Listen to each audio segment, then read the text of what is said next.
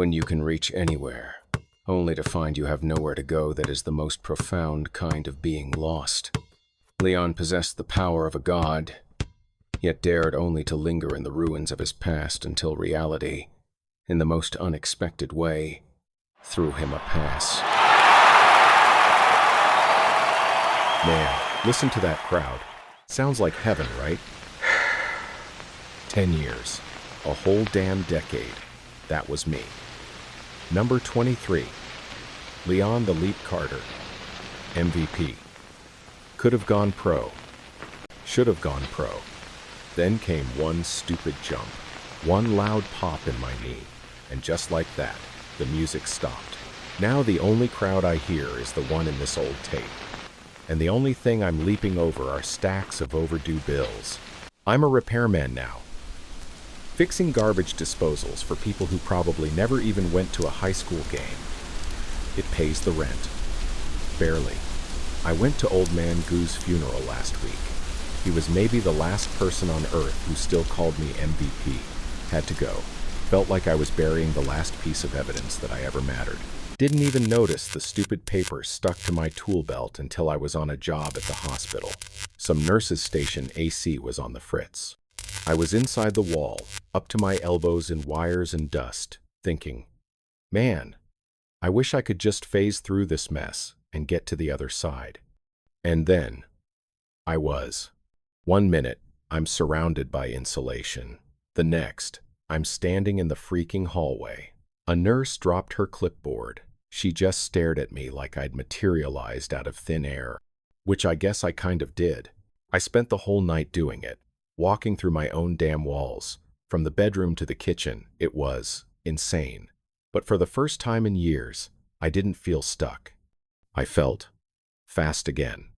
Powerful. The old gym was calling my name. It was locked up tight. Didn't matter. I just stepped inside. The place was dark and silent. Empty seats staring back at me. I found a ball in the equipment room. Dribbled it once.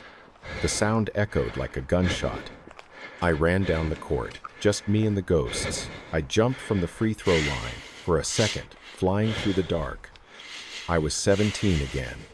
I slammed that ball home so hard the whole backboard shook.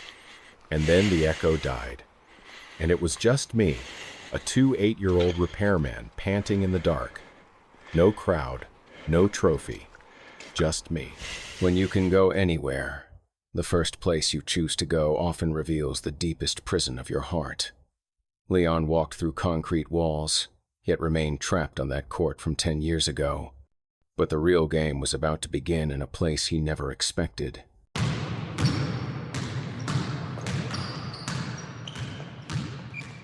When you can go anywhere, only to find there's nowhere you truly belong. That is the deepest form of being lost.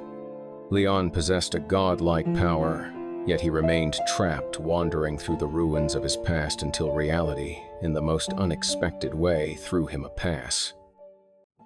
So I started doing stupid shit. Petty shit. Remember Jake Miller? Point guard from Lincoln High. Always said I was a one-trick pony. Now he's some hotshot accountant. Big house in the suburbs. I waited till date night. He and his wife were all dressed up. Champagne on the table. I phased right through their fancy brick wall and stood in the corner of their dining room, just watching. He was telling some boring work story. She was pretending to care. When he went to get the dessert, I leaned over his wife's shoulder and whispered, "He's still a terrible storyteller." Then I vanished back into the wall. He came back to her, looking pale as a ghost. Said the house felt weird. They ended up fighting. I sat in my crappy apartment, listening to it all through the walls, eating cold pizza. Felt like a king for about 5 minutes. Then just empty. More empty than before. It was like being the ghost of my own damn life.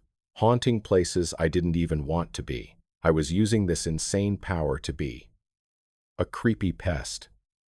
Some MVP. Then my phone rang. It was Mrs. Rodriguez, the mom of my old teammate Miguel. We lost him to a car accident 3 years back. I still visit her on his birthday, help with stuff around the house. She sounded broken. Said Miguel's old stereo, the one he loved, had finally given up. Something rattling inside the wall, she said. Her place always smells like flowers and sadness. I looked at that stereo built into the wall, an easy fix with my skills. But being there, surrounded by Miguel's stuff, it hit me. This was real. This loss was real. Not some high school glory days bullshit. Real pain. I phased into the wall cavity. It was tight, dusty, full of old wires and memories. And there it was, not a loose screw, but a small, sealed metal box taped to a stud. It had Miguel's name scratched on it. My first thought? Open it. He was my friend. Maybe there's something in there about the team, about me. Maybe it's something for his mom. My fingers itched. This was bigger than scaring Jake Miller. This was a real secret. I could have done it. No one would ever know. I could have been the ghost who knew everything. But then I thought about Mrs. Rodriguez's face, and I thought, what if this was meant for her? What if I'm not supposed to see it? What kind of man steals from a ghost, from a grieving mother? My hands were shaking, not from excitement, from shame. Shame for even considering it. I didn't touch the box. I just fixed the loose wire that was making the noise and got the hell out of there. When the music started playing, this old song Miguel loved, she didn't just smile. She cried. But it was a good cry, a release. She hugged me. And for the first time since I got this stupid power, I didn't feel like a freak or a thief. I felt like a guy who fixed something. Not just a stereo, something more. We're always searching for that one defining moment. But sometimes, redemption hides in the choice you don't make in the moment you release your obsession with the past and choose to honor someone else's pain. That day, Leon finally threw the most important shot of his adult life. A selective non-action. A conscious non-violation of conscience. When the lights are about to go out, people don't need a hero who can dunk. They need someone who can fix the lights. And fate was lining up to give Leon one final shot. I stopped going to the gym, stopped the stupid pranks. That empty feeling after Mrs. Rodriguez's, it didn't go away, but it changed. It wasn't about what I'd lost anymore. It was about what I could actually do. Word gets around when you're the guy who can fix the unfixable. Old Mrs. Gable's wedding ring, dropped behind pipes, got it in 2 minutes. The wiring in the Historical Society building, buried in brick, done before lunch. They didn't call me MVP. They started calling me the Wall Whisperer. And you know what? I liked it. It was a name I'd earned now, not one I'd been given at 17. Then the call came. The community center. The whole East Wing's power was down. Some ancient fault in the main line, buried deep in the foundation wall. The big repair companies wanted 10 grand in 2 weeks to tear down the wall. The kids' after-school programs would be dead. I showed up with my toolkit. The director looked at me like I was crazy. You're going to fix this without breaking the wall? I just nodded. The pressure felt familiar. 4th quarter, game on the line. But this time, the stakes were real. This was it, my final shot. Not at a hoop, but through solid concrete. I looked at the kids' faces in the dim emergency lighting. This wasn't for a trophy. This was for them to have a place to go after school. This was for Miguel, in a way, for all the kids who needed someone to show up. I closed my eyes, didn't think about glory days, thought about wire gauges, circuit breakers, and the exact location of the fault. I became the repairman, fully, completely. Inside, it was a maze. Wires like veins, pipes like bones. But I knew where to go. My hands didn't shake. They found the burned-out section, the corroded connection. It was messy, ancient work. Not pretty, but solid. I worked fast, stripping, splicing, insulating. My tools felt like extensions of my hands. This was my court now. These wires were my opponents, and I was winning. One last connection. I took a breath, like I used to at the free throw line. Steady, focused.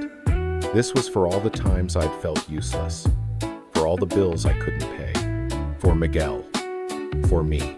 I clicked the final connector into place. The lights came on, all of them, bright and beautiful. And the sound, it wasn't a stadium roar.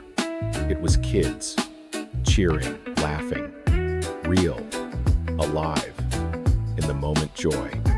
A little girl ran up and hugged my dusty legs. "You're magic," she said. I looked around at the lit-up rooms, at the smiling faces, and I felt it, not the ghost of an old victory. A new one, solid, real, mine. I put the MVP trophy in a box today. Didn't hurt, didn't feel like losing anything. Felt like making space. For the tools that actually build things. For the man I am now. The wall didn't just show me how to move through concrete. It showed me how to build a life, a real one. And you know what? It's a damn good life. Some are born to make the game-winning shot, but the truly great ones are those who keep taking every shot even when there's no one left to cheer. Leon Carter finally understood the real MVP isn't the most valuable player, but the most authentic self.